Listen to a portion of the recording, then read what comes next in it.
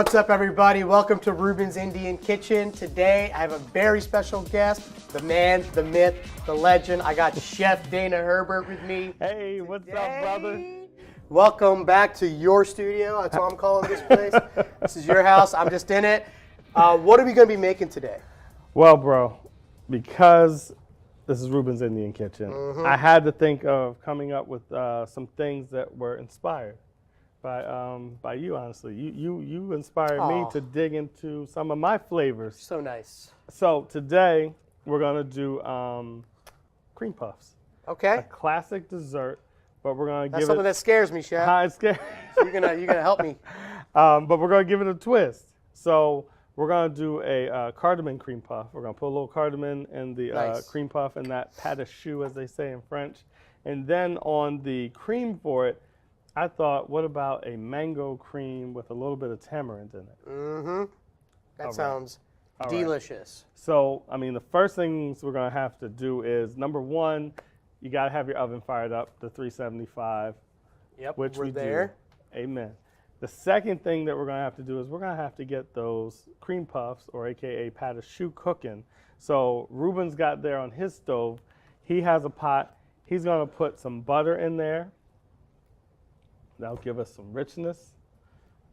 And then he's gonna put some water in there. So he's gonna melt the butter and the water together. He'll bring that to a boil. And then once that comes to a boil, you're gonna put in there the flour. We'll add the cardamom. All right. And we'll add a pinch of salt. I love cardamom. It's also super strong, though. So if you guys use this sparingly, use it to your amount, because it has a very earthy flavor to it. I love it. We put it in tea. It's in chai mixes. So if you ever drink chai, if you're a chai latte person, you'll definitely taste a lot of cardamom in there. Now, what are some of the other spices you would find back home? Clove is another big one. We like to use cloves a lot. When we get cardamom, we get the small green pods. So if you ever find whole cardamom at your store, it'll be in these whole green pods. You can even use those whole pods to just infuse whatever you want with that, with those beautiful spices. Clove is another one. They look like little tiny, like nuts almost. They're like little black. Kind of reminds you of a thumbtack, right? Yeah, it's a little thumbtack. You only need like 2 of them. If you ever see like an Easter ham, sometimes they're like spiked in the Easter ham. You know what I mean? Grandmom used to do that with the ham. She'd put the pineapples on there with a cherry and then spike it with a clove. Yeah, I love clove, but it's another one of those flavors that too much is going to just ruin your whole dish. So it's another thing you want to be very, very careful with. Okay. So what I have here are basically my ingredients for my pastry cream. So for pastry cream, we're going to put a little bit of milk in there. Okay. We're going to add some sugar, give it a little bit of sweetness. We're going to add that little bit of vanilla. We're going to add a little bit of tamarind.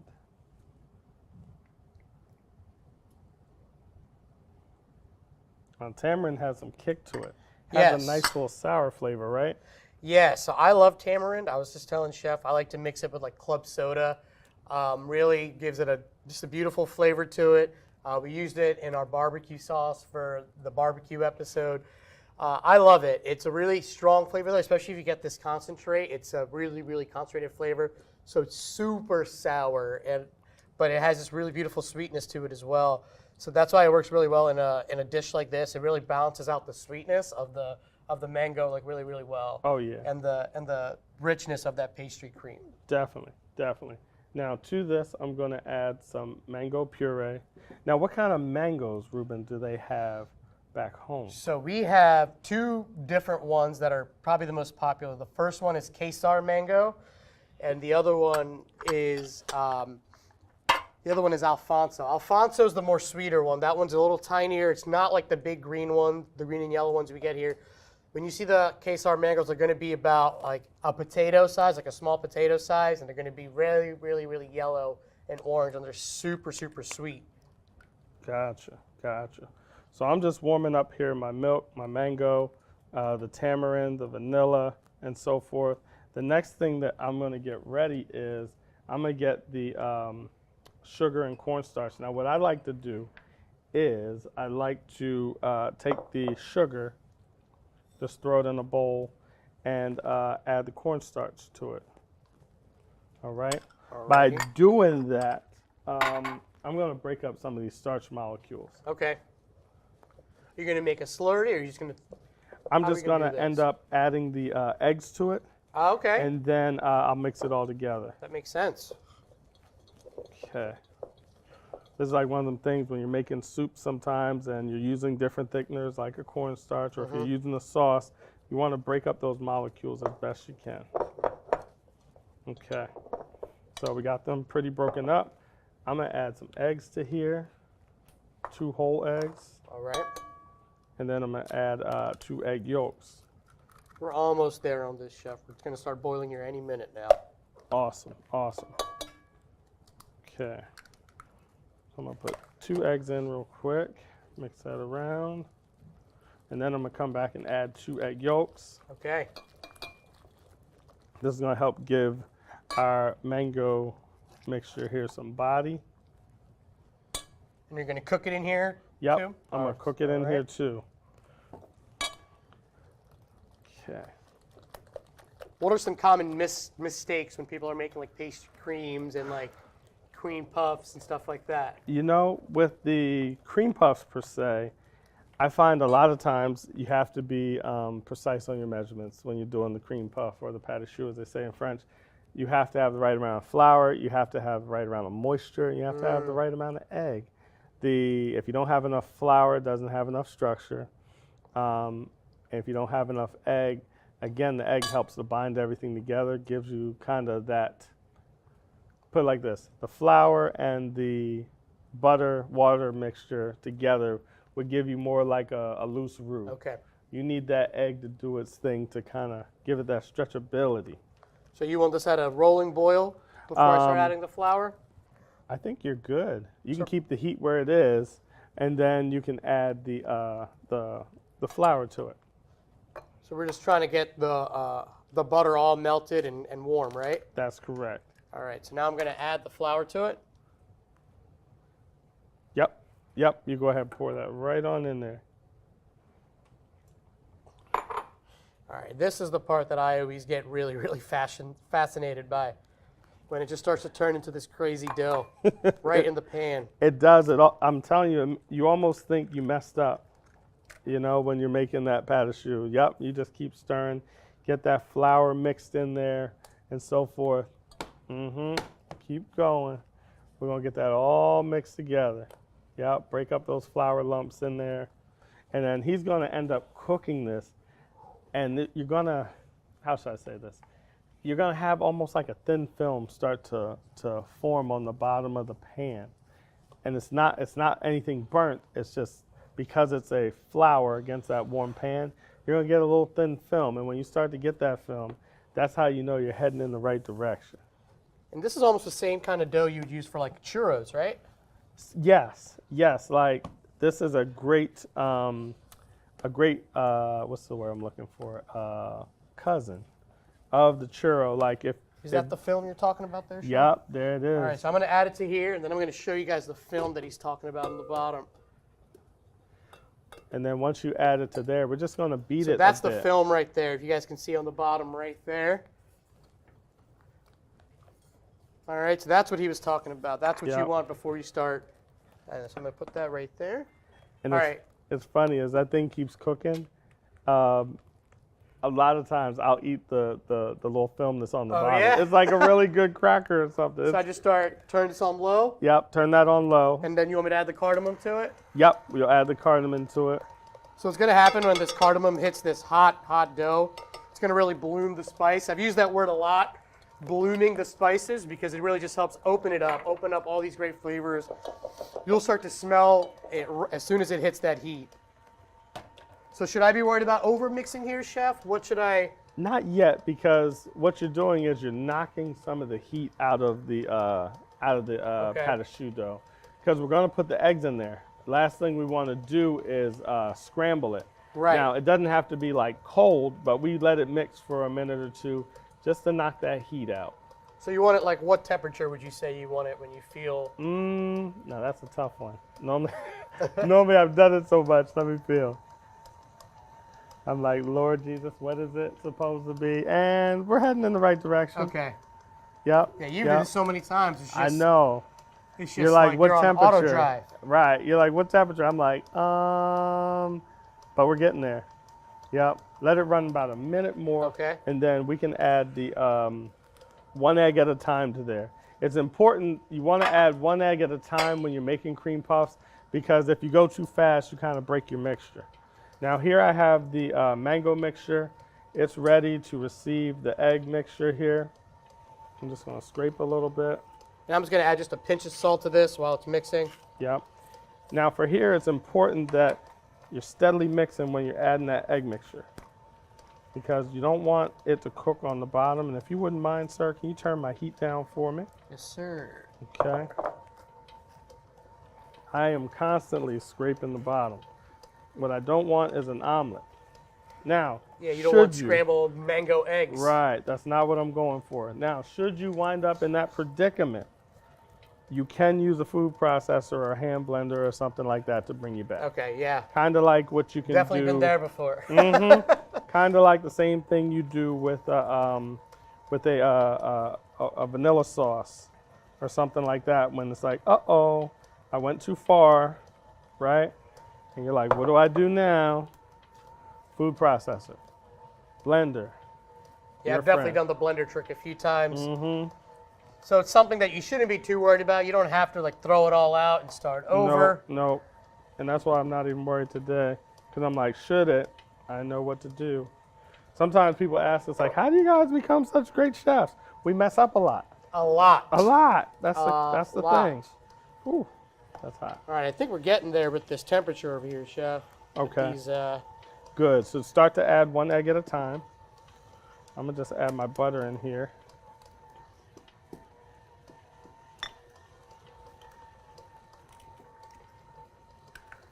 and you want to wait till it's completely incorporated, right, before I add another one? Yeah, so one in and corp, one in and corp. This is that labor of love happening right now. Okay, so we got our mango cream going on here. And then we just need to pour it into something, because you would let it cool down, throw it in the refrigerator. If you ever needed it to cool like super duper duper fast, you would spread it out super thin on a what's the word for it? You would spread it out super thin on a sheet pan and then just throw it in the fridge. Oh man, Chef. How's that? Is that decent flavor? I think that's great. I like it because it's not super sweet. We were kind of talking about this off air a little bit, but how I'm not a huge fan of like super sweet desserts. Mm-hmm.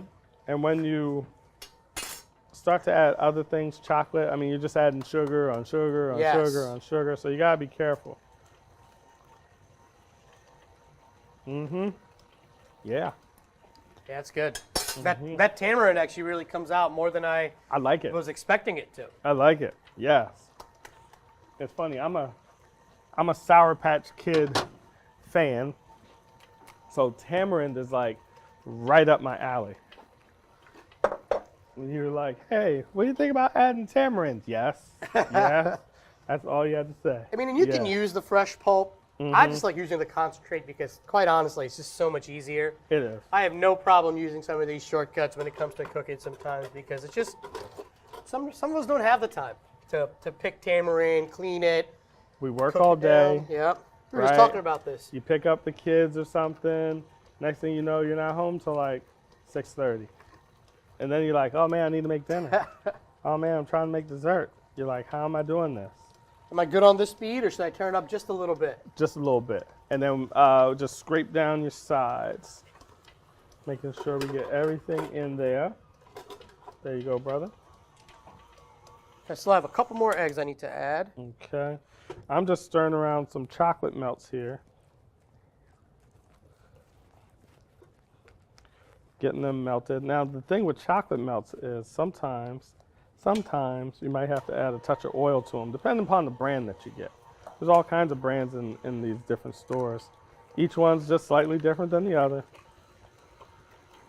And would you want to use like coconut oil? Would you want to use like a neutral oil? You could, I tend to use a neutral oil only because I have it readily at my disposal, Yes. like at the shop. Just big 35-gallon things, 30-gallon things full of oil. However, coconut oil is great with chocolate. Great. Yeah, that's how you make that like magic shell. You remember that magic shell topping you guys had? When Oh, you yeah, guys for were the kids? ice cream? Yeah, you put it right on top, and in like 2 minutes, it turns into shell topping. That was my That was favorite. some good stuff growing up, wasn't it? Yeah. And it get hard like a brick. I was like, I used to be amazed. I thought it was legitimately magic. Wait a second, Mom had the superhero cape on, right? How did you do that? Okay, so I'm gonna add just a little bit of oil here to my chocolate, just to get it just a little bit smoother for when we dip them in there. And how are we looking here, Chef? Should I turn it off? Are we good? Yeah, I think we're good. Maybe one scrape, one rotation. Okay, a little bit of oil. I love cream puffs. I used to like that big plastic white box you would get at like BJ's. That came with the cream puffs and little mini eclairs. Yep. And I mean, eclairs are the same thing as the cream puffs. Yeah. It's just piped longer. Piped a little longer. All right. Okay, so I'm gonna put my chocolate here back on the heat. So when we do a little dipping, we'll be good to go. All right. Now we were talking earlier about mango desserts, and you Yes. brought up one that was common. It's a drink. Yeah. It's so a it's drink. called mango lassi, and I'm hoping to make it one day for you guys. It's a yogurt-based drink that has usually the Kesar mango pulp, and it is super delicious. I love it. It's a great summer drink. Now that I'm an adult, I like to add a little bit of rum to it because We say you have a grown-up version of the lassi. yeah, why not? I can do that now. All right. Okay, so I'm just gonna put that in my pastry bag here. Thank you, brother. Yes, sir. And so Reuben has made a beautiful pâte-à-choux dough. Look at that. That's perfect, bro. All right. I thought you said you didn't know what you was doing over there with that. Hey, baking sometimes makes me nervous. So he It is said- such a science, though. It is. It's so precise. It's not like when we're cooking. It's not like when mom's cooking in the kitchen or when we're cooking in the kitchen. You're like, we can just eye it up. You can't eye up a lot of baking things. When I finished my culinary degree, I stayed for a baking and pastry degree at Johnson & Wales. It definitely took some adapting because there are some things you could wing on the savory side in the fixing of sauces Right. and this and that, and they come out amazing. On that baking and pastry side, I learned that there were some things that I could a little bit, and then there were some other things that were just very unforgiving. This is one of them. Yes. This I is mean, I was one just of 'em. telling Chef off air Oh, that that looks great, bro. it would make me nervous. I've had some really great batches of pâte-à-choux dough, and I've had some ones that are not so good. This is looking good, bro. Awesome. Nice and High smooth. praise. Mm-hmm. Yeah, you did that. You did that. I So see what's some little- tricks when you're piping it? Well, I'm bringing it around in that circle like that. You try to keep them consistent so that they all bake at the same time. Because if some of them are too big and some are too small, you're gonna have all kinds of stuff going on your pan. So you try to keep that count in your head, like a 1, 2, 3, 4, whoop. And then I bring it around in a circle so that it doesn't have what's the word for it? Peaks. Because Okay. if I pull straight up, it might look. And let me see if I show you. I'll show you the wrong way. See, like if I just pull see, I've up, definitely made some like that before. I wind up with this Hershey Kiss thing, and it's not supposed to be a Hershey Kiss unless you purposely are making them like that. But classically, they're not. And then, like I was telling Reuben, this is the same thing they're using for eclairs. So if you wanted to make an eclair out of this, how would you? It would just be like,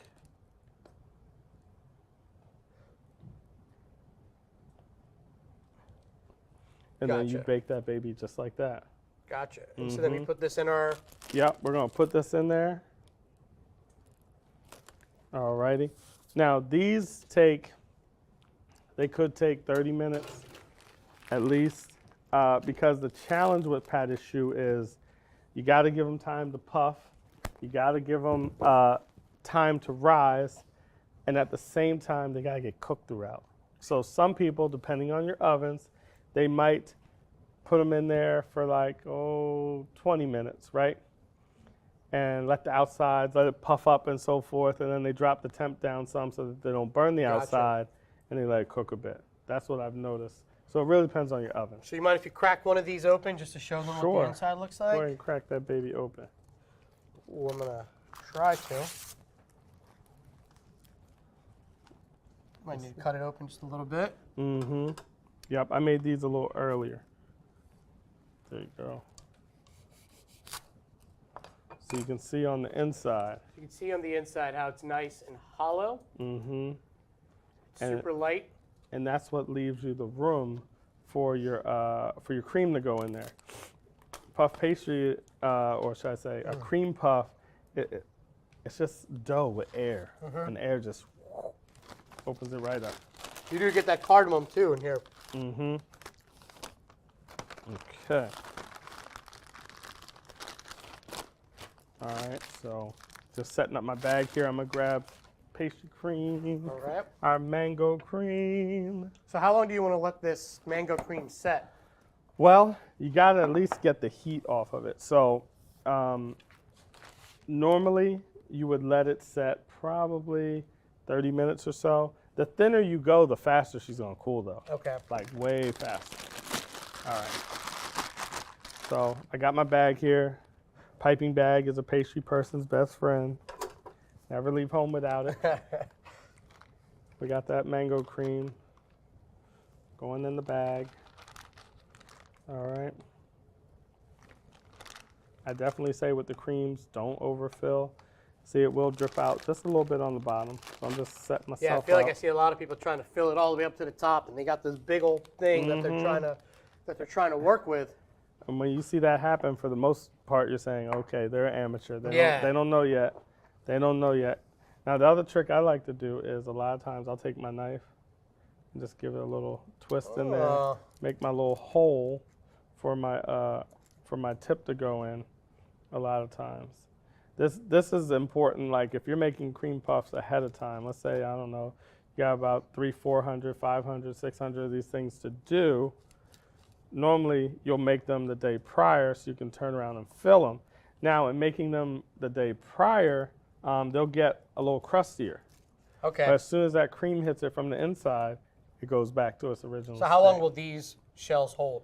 Well, if you bake them properly and they have been stored properly, you can make cream puff shells and they hold for like a week and a half. No problem.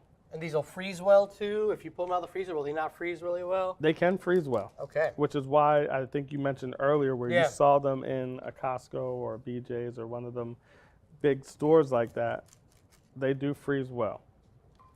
All right, let's do one more and then we'll start filling these babies. You want me to get a plate for you to set them on? Yeah, buddy. Let's do it. Okay. Got a nice long plate here so we can just... That'll work. Real pretty. Oops. Let me get that tip in there. That one I cut a little small. All right, so now I'm putting cream in. And boom, there's one. You can wipe off the excess. But you can feel the weight of that now. Oh, yeah. Compared to the original shell, it should be like night and day. Yeah, it's definitely a lot denser. Mm-hmm. Can you just want me to take this and dip it? Dip that right in that chocolate, brother. Mm-hmm. The excess drip. Oh, Yep. And you just flip it right back over. there it is. Yep. Got a little beautiful cream puff. Now the cool part with these things is that you can fill them with all kinds of stuff. Today we're doing the mango cream, but if you wanted to do chocolate mousse, white chocolate mousse, different flavored jams, jellies, you could totally do that. Diplomat cream, you name it, you can fill with it. So, so once you get it down, you could totally do that. I could even see that mango lassi coming into play. Yeah. Maybe a touch of gelatin in there so it won't run out as fast. Ooh, the mango, oh my God, the mango rum lassi Yes. cream puff for the adults. And that's what we're trying to do here, guys. Like with any of these Indian techniques and flavors that I show you, I want you to be able to get creative with them. You know, like we did with the dumplings and stuff like that. Like you're just doing some fun ingredients, some fun little recipes, Yeah. some fun things you can do to just add to your repertoire. It's funny, man. Working alongside you, having you on my show, and then you have me back on your show. It reminds me of, what's that movie? And now we're doing something French, ironically. The 100-Foot Journey. You ever see that one? I haven't. I really want to watch that. It's amazing, and it talks about a chef in there, and he has his backgrounds are from India, and he's just like killing it because he infuses his flavors, his techniques into the French cuisine and just blows their mind. Blows their mind. All right, should we dip these and eat these ones? I think we need to. I think we have to. I'm not even gonna wait for that chocolate to cool. Can't wait. Okay. Cheers, brother. All right. Let's see what we're working with. Mm. Oh man. This is cream for me. Yeah, you guys gotta give me a second with this one. This is cream for me. Definitely taste the mango coming through. And it's not super sweet. Again, that chocolate adds just a little bit of extra sweetness. Right. You get the tamarind coming through, the cardamom. This is fantastic, man. Okay. This will up your date night, y'all. As I stuffed my entire mouth with the cream puff. Man, That's the one thing you gotta be careful of with cream puffs. You can't eat just one. right. And that's so good, though. Thank That's you. Thank incredible. The pastry filling has a really great consistency to it too. It doesn't feel like it's super heavy. you. Right. Man, it was a really great combination. You have the lightness from the pastry from the actual pâte-à-choux dough. Man, that's awesome. I love that a lot. This is something that your kids can do. They can help you out with too, filling and. Easily. Do they do anything similar to a pâte-à-choux in India? Not that I know off the top of my head. I mean, Okay. we have like a lot of like light desserts. So we have probably the closest thing we have is this Indian sweet called jalebi, and it's like a little. It's more of a batter though, and you fry it, and it's a little. It's like the size of that hole right there, and you just spin it around, and it's soaked into syrup. And when you bite it, it's like this like light pastry that's like filled with this syrup. It's crazy sweet. Sometimes it's a little too sweet for me, but I really, really enjoy it. So would the jalebi, am I saying it right? Yeah. Jalebi? Would the jalebi be like a cousin to like a funnel cake like Yes, you do 100%. here? Where you say, It's like an Indian funnel cake is what it is. Exactly. And- Funny and- enough, there's actually a Jason Derulo song. called Yeah? Jalebi, baby. Yep. Just came out. and then what sort of syrup are you putting it in? It depends. So this one is like an orange syrup. It's really, really, yeah, it's crazy. Has a little bit of actually some cardamom seeds in there. It's really, really, really, really nice. But yeah, that's like the closest thing I can think. This is really good. This is Well, thank something you. that can elevate Thank you. some normal desserts. Thank you guys for tuning in. Thank you for my man Dana being on the show. First of many, I hope. Hope you guys get a chance to make these, and thank you guys for tuning in.